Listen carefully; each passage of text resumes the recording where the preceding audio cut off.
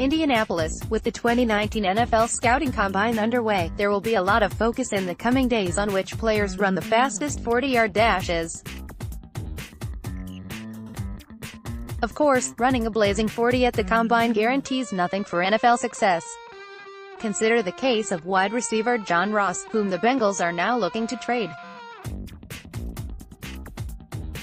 So should the Jets, who have Quincy Enunwa and Robby back at receiver, but certainly some needs there, consider trading for Ross.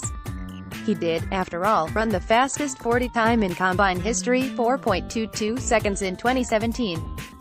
But after the Bengals drafted him 9th overall out of Washington, he underwhelmed. Ross, who is 5'11" and 190 pounds, had a brutal rookie season in 2017, filled with injuries and also healthy scratches.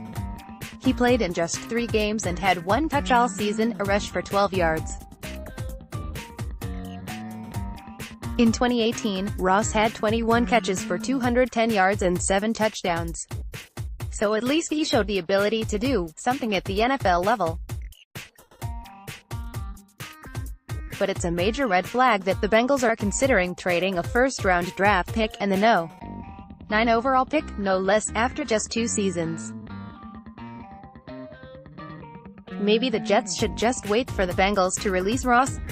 More on that in a bit. The big issue here is that Ross has guaranteed salaries the next 2 seasons, $2 million and $2.8 million, as part of his rookie contract.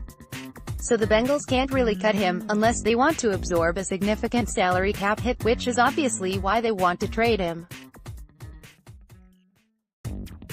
If the Bengals trade Ross, he would count $5.3 million toward their salary cap this season, in dead money, compared to $4.7 million if he remains on the roster.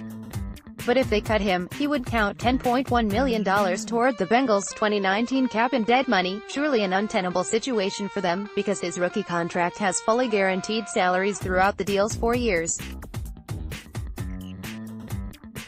Ultimately, Ross isn't a very good receiver, even though he is quite fast.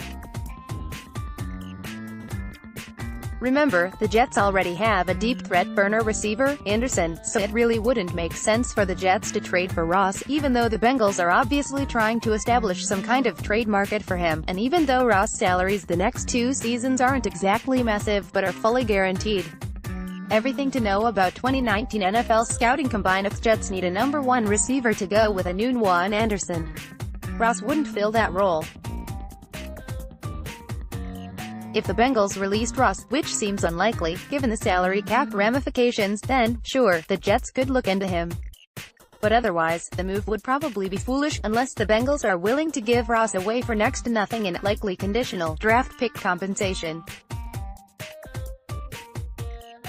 Daryl Slater may be reached at dslater@theadvancemedia.com. Follow him on Twitter at DarylSlater.